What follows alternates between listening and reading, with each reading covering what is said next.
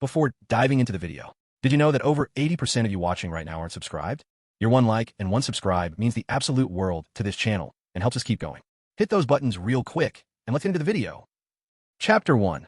The First Broken Promise. Julian and Vanessa had been together for 3 years. Vanessa was a sharp, fast-paced corporate lawyer at a top-tier firm, known for her decisive nature and relentless focus on her career. Julian, a project manager at a boutique architectural design studio, enjoyed creative fulfillment and relatively structured hours. To the outside world, they were a perfectly balanced couple. She was the unstoppable force charging forward, and he was the steady anchor managing the sanctuary of their shared life. He didn't mind taking the back seat, cooking dinner after a long day, or handling the domestic chores, because he truly believed that her success was their shared success. He took pride in being her safe harbor, the one person who didn't require her to be a fierce negotiator or an unyielding force. When they decided to solidify their commitment, Vanessa picked a Wednesday for their marriage registration, reasoning that the local civil affairs bureau by the coast would be less congested, minimizing the disruption to her workday. She framed it logically, as she did with everything.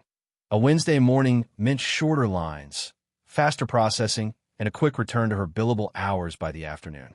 Julian readily agreed. He took a formal day of leave, put on a sharp new shirt, and even got a haircut. Looking in a mirror that morning, he felt clean, sharp, and genuinely excited to start a new chapter of his life. He felt like a man on the precipice of a beautiful future.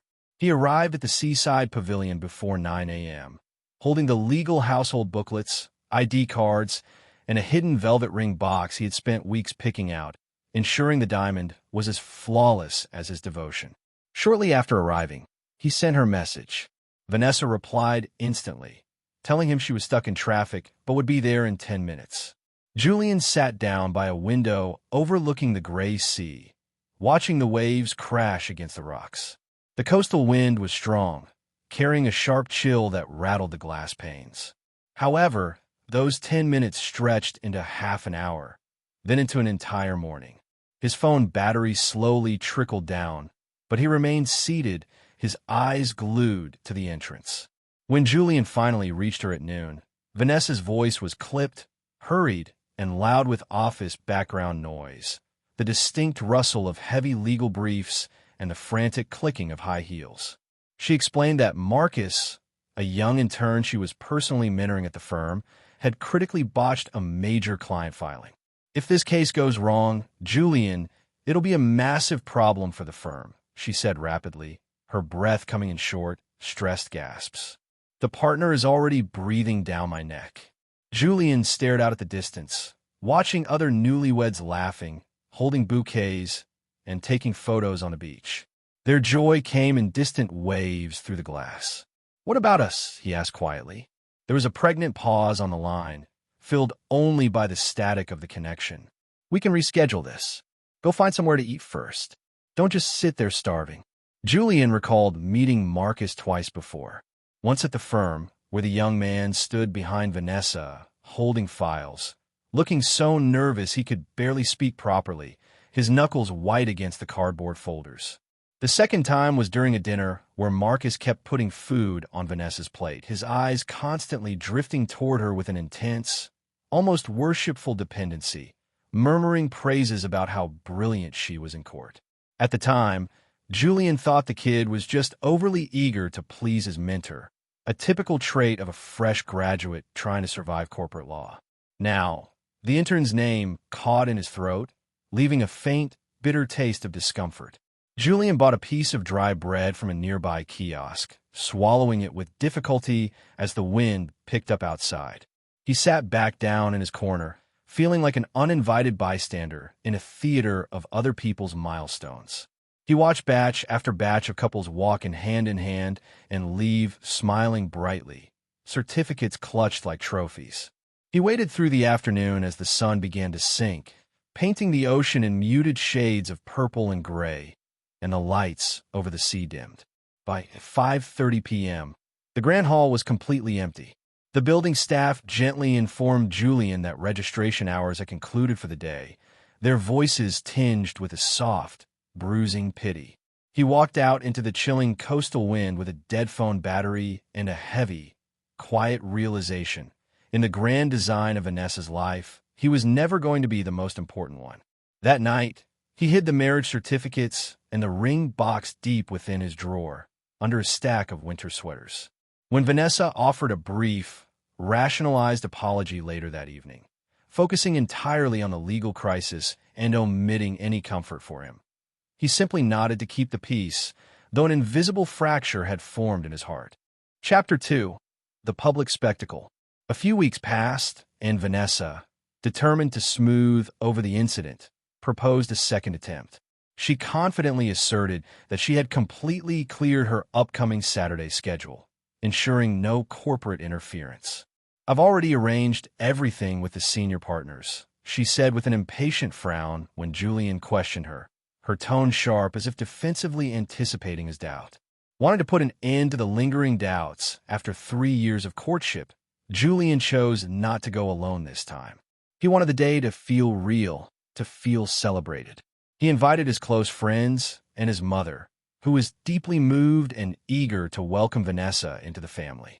They gathered at the Central Municipal Bureau for their 10:30 a.m. appointment. This hall was much larger than the Seaside Pavilion, bustling with noise, filled with families carrying cameras and tracking numbers. Julian arrived early, checked the entire process with the front desk, and even took a queue number for them. Slowly, his relatives and friends arrived, filling the waiting area with laughter and chatter, adding to the festive atmosphere. Julian's mother pulled him aside, smoothing down the collar of his suit jacket, unable to hide the joy on her face. "This time, nothing should go wrong, right?" she asked lightly, her eyes scanning the room for Vanessa. Julian smiled, patted her hand, and said, "It won't," though his chest tightened slightly at the words, a familiar knot of anxiety tightening in his stomach. As the clock ticked past the agreed hour, Vanessa's side of the bench remained empty. Julian sent multiple texts with no response, the little gray check marks remaining frustratingly unread. When he finally forced a phone call through at 10:40 a.m., Vanessa lowered her voice to a hurried whisper, explaining that Marcus had hit a massive roadblock during a sensitive pretrial exchange, and the opposing legal counsel was actively exploiting the mistake. She told Julian to wait, promising it would be resolved swiftly. Time dragged heavily to 11 a.m., and then to 11:20 a.m.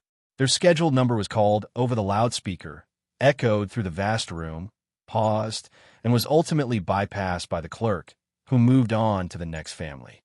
Julian's extended family and friends began whispering among themselves, their laughter dying down, replaced by questioning glances.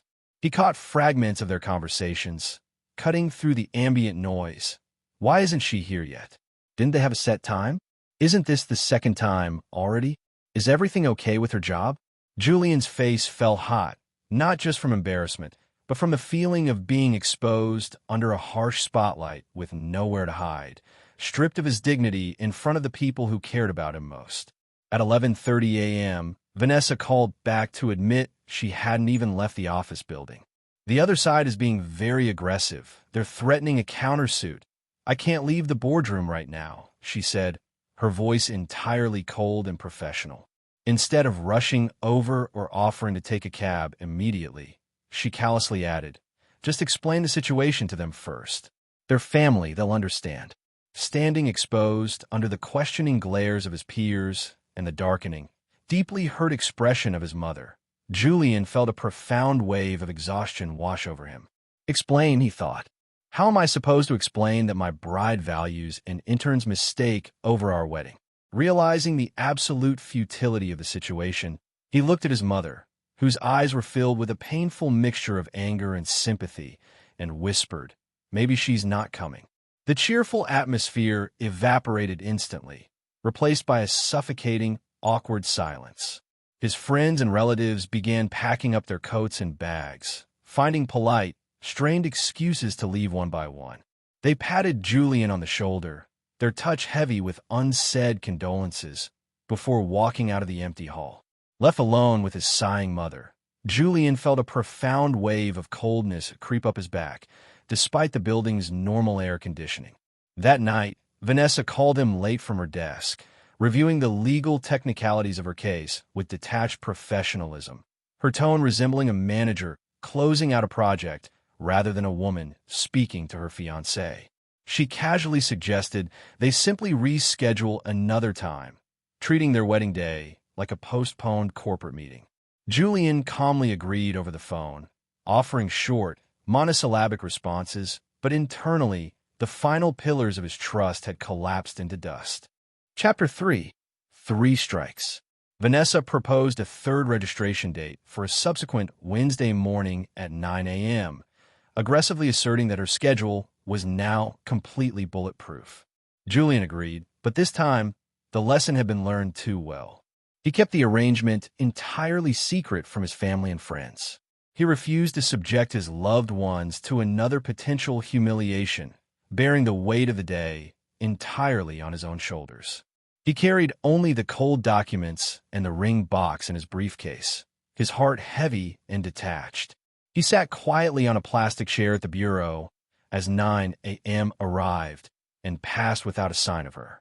He didn't text, and he didn't call. He didn't want to play the part of the desperate hound chasing after her attention anymore. He just watched the glass doors as people entered and left, holding hands and smiling, wrapped up in their own simple, unbroken promises.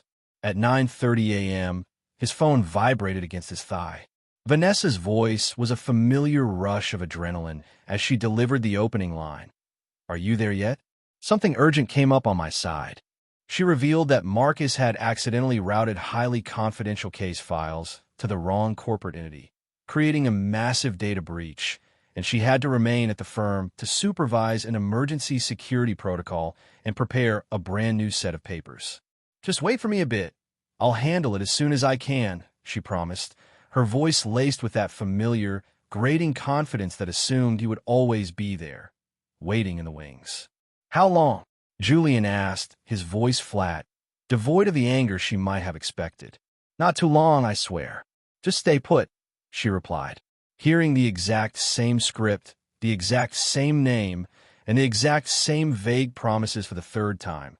Julian looked at the revolving glass doors of the bureau and felt an overwhelming sense of clarity. The illusion had shattered entirely.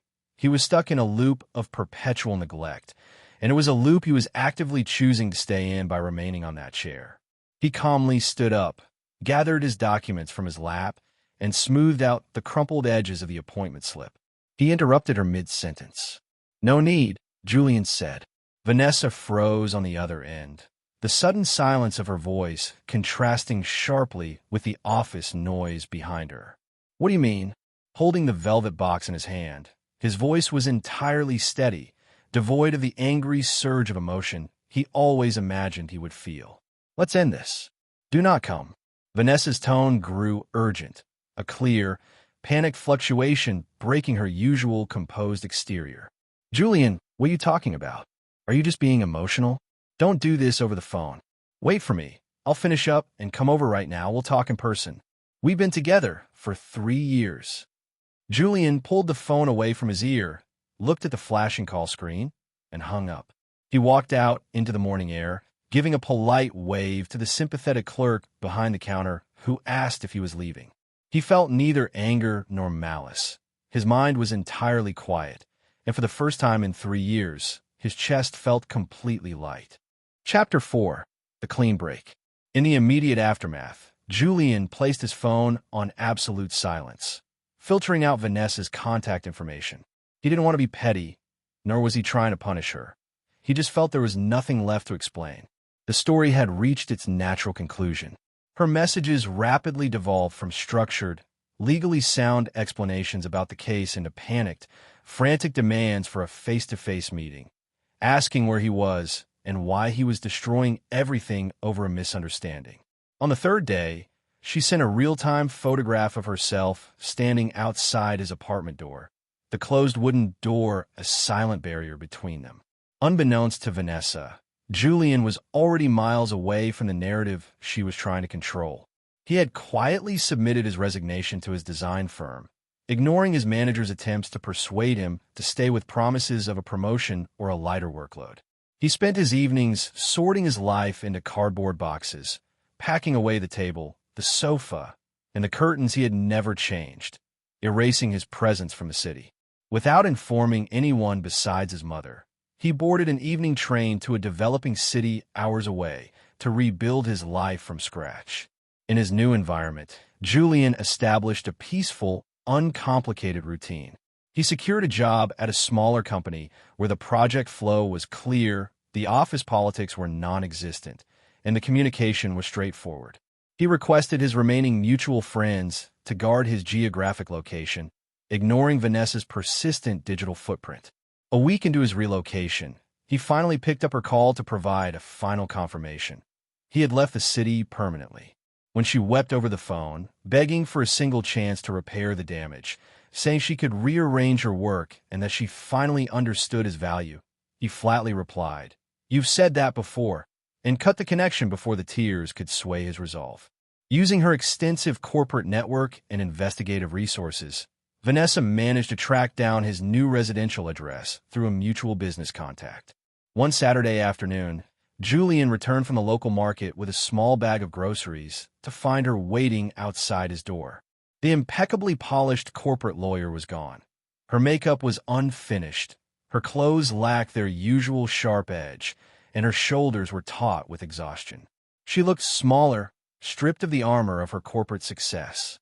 She begged to step inside his modest, simply furnished apartment to speak. Julian unlocked the door, letting her walk into the small living room, but he remained standing firmly at the threshold, keeping the door open. Inside, Vanessa tried to analyze the failure of their relationship, framing her behavior as a miscalculation of temporary priorities, treating their breakup like a case review. "I always thought these things could be adjusted once work was done," she said, her voice dropping, her eyes scanning his small, unfamiliar space. "I didn't realize those moments themselves were important to you." Julian listened quietly, poured her a glass of water, and noted that her fingers were trembling and cold against the glass. "Out of those 3 times, Vanessa," he asked, his voice dropping to a calm whisper, "was there ever a moment before you left me there when you thought about how I would feel? Did you ever picture me sitting in that hall alone?" Vanessa tightened her grip on the glass, the water rippling, unable to answer. The silence in the room was absolute. She desperately claimed she had reorganized her entire workload and reallocated Marcus to a different department so she would never have to personally handle his mistakes again, offering it up as a grand sacrifice. Julian smiled faintly, telling her that he wasn't trapped in resentment or stuck in the past. He had simply moved on. When she protested that 3 years of love couldn't be erased by a single conversation, he replied, "It's not just one sentence. It's 3 times." Vanessa lowered her head, the reality of her losses finally sinking in, and left the apartment, her steps echoing quietly down the corridor. Chapter 5: Corporate Sabotage. 2 weeks later, Julian received an unexpected call from a high-profile corporate client from his past, requesting his temporary return to his old city to oversee the final phase of a complex architectural project that only he knew the technical blueprints for. Given the financial compensation and professional ethics, Julian agreed, keeping his schedule tight, private, and focused entirely on the work. When he pushed open the glass doors of the executive boardroom for the initial alignment meeting, he froze. Sitting across the table were Vanessa and Marcus, acting as the legal consultants for the corporate client.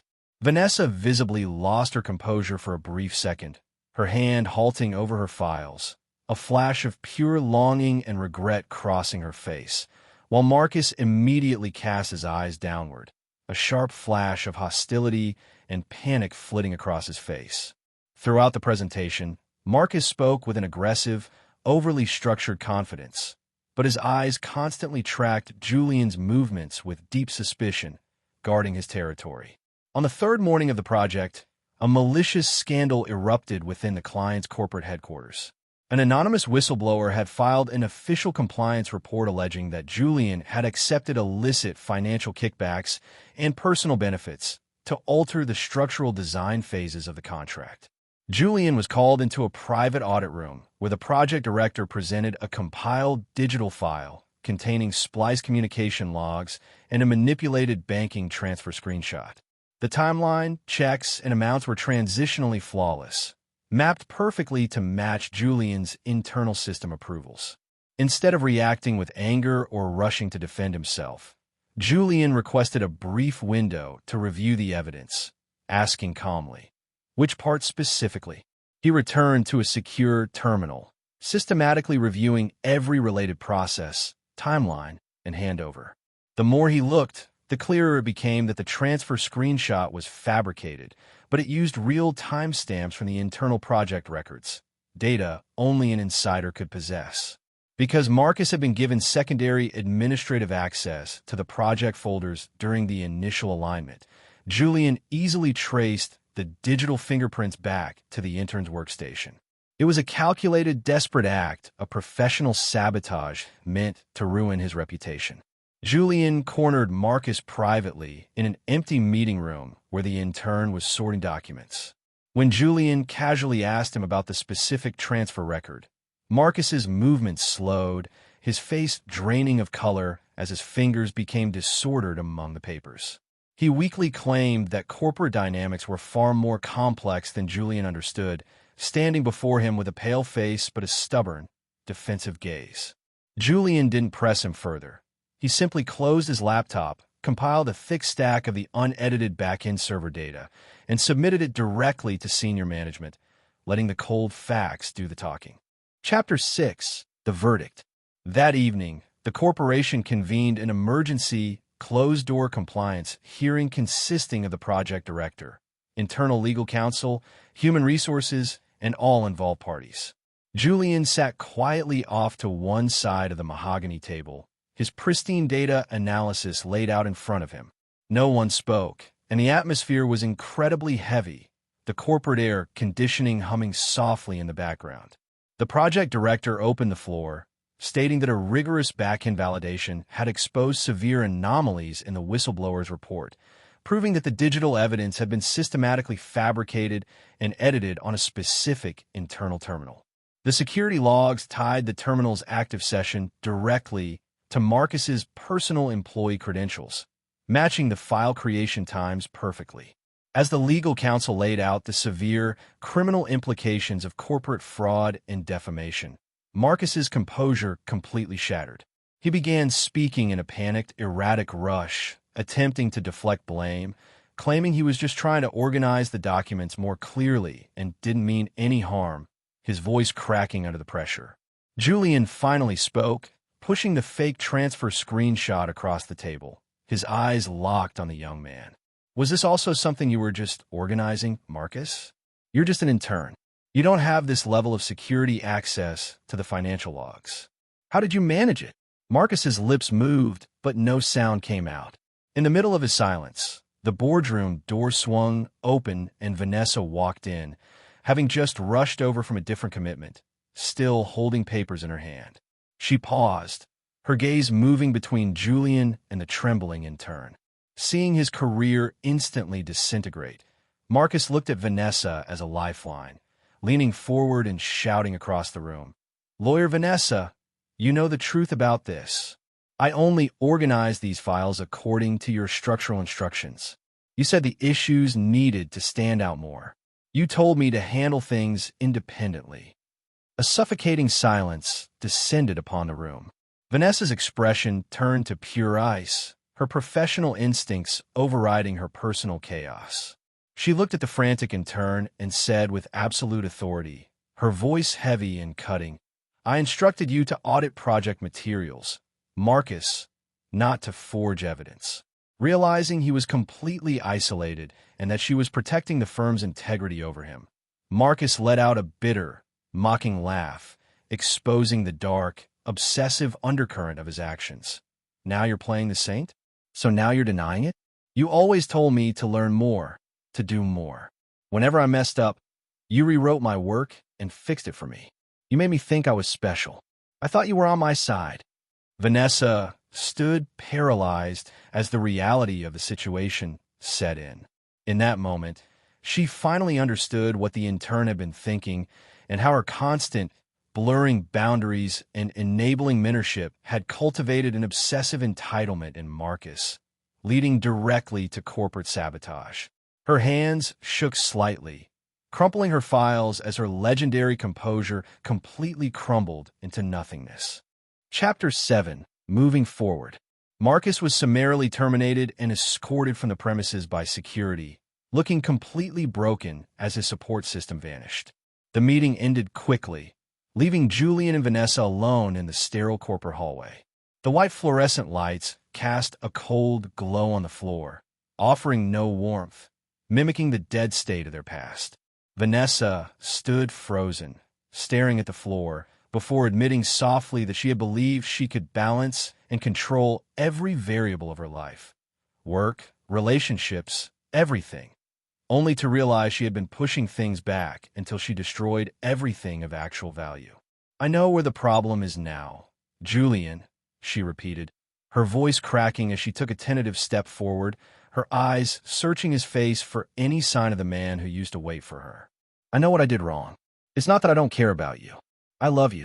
"I know," Julian replied calmly, matching her gaze with complete detachment, his voice a flat line of acceptance. "You just never put me first." Vanessa's fingers tightened over her folder. She asked one last time, her voice barely a whisper, if there was any microscopic sliver of hope left, or if he was really leaving absolutely no room for them. Julian looked at her open, defenseless expression and said, "No." 3 years, just like that, she murmured, a tear finally escaping her eye. "It didn't end today, Vanessa," Julian said gently, his voice devoid of malice. "Those 3 times at the bureau, each one took something away until there was nothing left. You emptied the glass yourself." Vanessa closed her eyes, accepting the finality of her choices, turned around, and walked away into the dark corridor. Julian left the building, checked out of his temporary hotel, and caught the midnight train back to his new city, leaving the ghosts of his past behind without a single look back, his eyes fixed on the dark landscapes rushing past the window. Months later, Julian's life had settled into a beautiful, harmonious rhythm. The company he worked for was thriving, and his daily structure was simple, clear, and free from sudden, chaotic changes. He had met a new partner, a woman who was fundamentally transparent, grounded, and effortless to communicate with. Their shared life required no hidden games, emotional testing, or constant reassurances. Eating together and handling small daily tasks felt entirely natural and light. There were no explanations needed, no apologies for delayed texts, no lingering feeling of being a second choice. One evening, while waiting for a table outside a vibrant downtown restaurant, the air crisp and filled with the scent of wood smoke and good food, Julian felt a sudden gaze upon him. He looked across the crowded sidewalk and saw Vanessa standing near a lamppost. Her professional attire had returned to its flawless, sharp state, but her eyes were entirely hollow, stripped of the absolute certainty that once defined her. She watched Julian laugh and share a quiet, easy moment with the woman beside him, confirming the reality of what she had permanently lost through her own neglect. Julian didn't wave, nor did he display any anger or discomfort. He simply acknowledged her existence with a calm, neutral gaze from across the distance, a silent nod to a chapter of his life that was firmly closed. Vanessa didn't approach. She turned and walked away into the crowd, her back straight, but her steps slow and heavy, disappearing into the city lights. When his partner turned to him, noticing his brief distraction, and casually inquired if the woman was someone from his past, Julian looked at the space where Vanessa had just been, smiled gently at the woman beside him, and replied softly, "Just an old friend." He took her hand as the host called their name, walking inside into the warmth, knowing with absolute certainty that some paths, once walked to the end, can never be retraced. Chapter 8. Echoes of the Past. The transition into late autumn brought a quiet stillness to Julian's new city. His days at the design firm were orderly, focused on regional community projects that allowed him to see the tangible impact of his blueprints. There were no midnight phone calls from frantic superiors or emergency revisions caused by someone else's carelessness. His new partner, Clara, ran a local botanical studio, and her approach to life was as grounded and transparent as his own. They spent their weekends visiting local architectural sites or simply reading in the quiet warmth of their living room. For the first time in his adult life, Julian felt a profound sense of emotional security. He never had to guess where he stood. However, the past has a strange way of sending out long-distance ripples. One rainy Tuesday morning, Julian received an official corporate package from his former employer in City A. It wasn't a demand or a legal threat, but a collection of archived personal items left behind his old desk drawer during his rushed departure months ago. A custom drafting pen, an old notebook filled with early structural sketches, and a small, forgotten photograph of him and Vanessa taken during their first anniversary trip to the mountains. Julian stared at the photograph for a long moment. In it, Vanessa was smiling, her eyes bright and unburdened by the crushing weight of the corporate ladder she had since climbed. He felt a faint, nostalgic ache, not for the woman she became, but for the innocence of the beginning they had shared. He realized that a part of him had carried an unspoken heaviness, a lingering ghost of the sudden way everything had fractured. Without bitterness, he placed the photograph at the bottom of the box and pushed it into the closet. He didn't need to destroy the past to prove he was over it. He simply had to let it remain exactly where it belonged, behind him. That evening, as the rain pattered against the window pane, Clara noticed the slight shift in his demeanor. She didn't press him with suspicious questions or demand reassurance. Instead, she placed a warm cup of tea on his desk and sat quietly on the arm of his chair. "Rough day with the blueprints?" she asked softly. Julian looked up at her, taking her hand. Her fingers were warm and steady. "Just thinking about how far I've come," he replied honestly. He realized then that true closure wasn't about forgetting the damage. It was about being grateful for the peace that followed it. Chapter 9. The Final Settlement. Spring arrived in the new city with a sudden burst of green and clear, open skies. Julian's life had moved forward in leaps and bounds. He had recently been promoted to senior design director, and he and Clara were quietly discussing the prospect of finding a larger home together. The memory of Vanessa and the humiliation at the registration bureaus had faded into a distant, abstract chapter of youth he had outgrown. The final closure arrived on an unexceptional Thursday afternoon. Julian was attending a regional urban development conference in a neutral city midway between his past and his present. As the afternoon sessions concluded and the attendees dispersed into the Grand Hotel lobby, he found himself standing near the glass facade, watching the evening traffic. "Julian." The voice was quiet, stripped of the sharp, commanding resonance that used to echo through boardroom meetings. He turned to find Vanessa standing a few feet away. She was dressed in a dark business suit, her hair pulled back immaculately, but the rigid, unyielding armor she used to wear seemed heavy, almost exhausting. Julian offered a polite, measured nod. "Vanessa, are you here for the legal compliance panel?" "Yes," she said, taking a small step closer, her eyes scanning his face, noting the relaxed lines around his eyes and the genuine ease in his posture. "I saw your name on the keynote directory. You've done incredible work here." "Thank you. The new environment suits me," he replied, his tone entirely conversational, free of any underlying malice or hidden resentment. They stood in silence for a brief moment as the ambient chatter of the lobby swirled around them. Vanessa looked out at the streetlights, her fingers lightly tracing the strap of her leather briefcase. "Marcus's trial concluded last month," she stated quietly, her voice devoid of emotion. "He received a suspended sentence and a permanent bar from legal practice. The firm recovered, but I stepped down as a senior partner. I'm handling independent consultation now." Julian nodded slowly. "I'm glad justice was served, and I hope the new direction brings you some peace."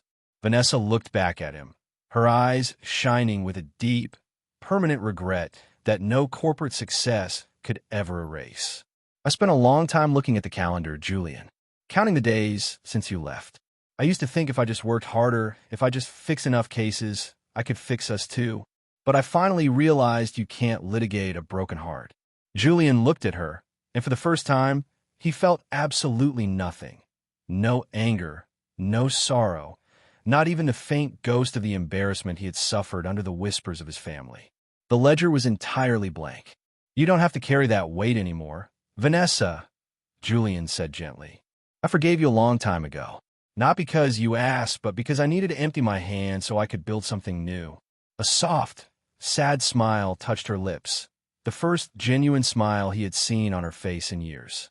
It was an acknowledgement of absolute finality. "Thank you, Julian," she whispered. She turned and walked toward the exit, her steps measured and independent, disappearing into the evening crowd without looking back.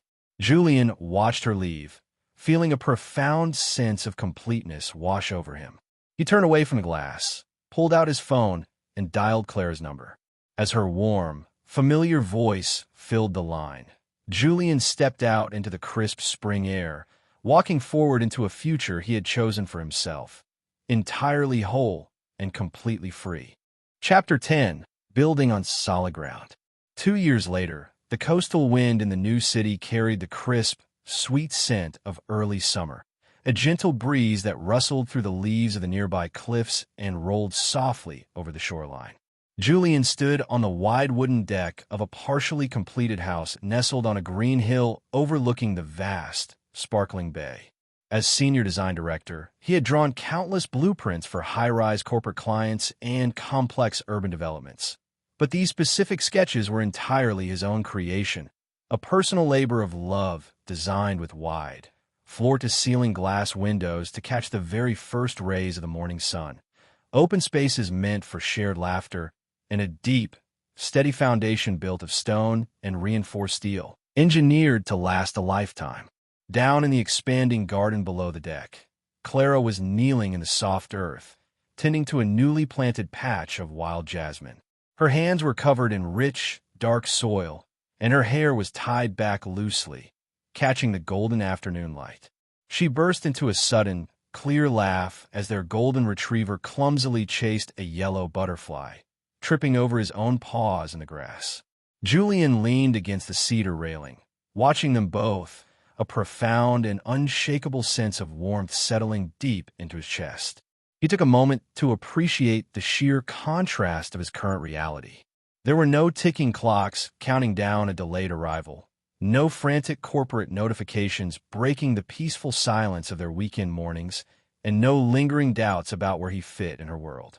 With Clara, love wasn't a stressful transaction to be balanced against a heavy workload, nor was it an appointment to be squeezed tightly around a demanding career. It was simply the very ground they walked on every single day. She valued his time as much as her own, and every promise made was a promise kept without effort or excuse. The following morning, Julian dressed in a comfortable, well-tailored linen suit, smoothing down the lapels with steady, relaxed fingers. There was no grand spectacle, no anxiety-ridden secret arrangements, and no underlying dread of a repeating history. The day was perfectly clear, the sky an unbroken canopy of soft blue. He and Clara walked hand in hand into the local municipal office, their steps light and completely in sync. They were accompanied only by Julian's mother, whose face was completely bright with unblemished, tearful joy as she held a small bouquet of fresh flowers and Clara's closest childhood friend.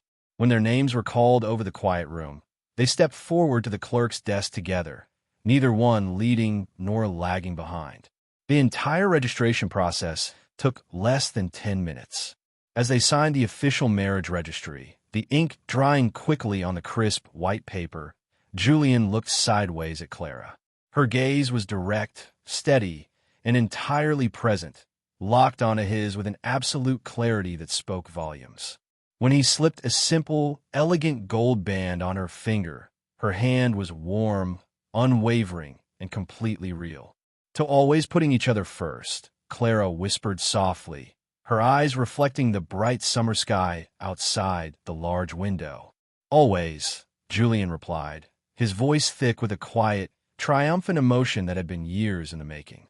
They walked out of the building's stone archway into a bright shower of white flower petals thrown by their small, cheering circle of loved ones. The sun was brilliant, casting a long, golden glow over the clean, bustling streets of the coastal city. Julian took a deep, clear breath of the warm afternoon air, his mind completely peaceful and his heart entirely full. The old fractures and humiliations of his past had dissolved entirely, replaced by a beautiful, unbreakable reality. He tightly held his wife's warm hand as they walked down the steps and forward into the bright, open expanse of their shared future, knowing with absolute certainty that he was finally right where he belonged.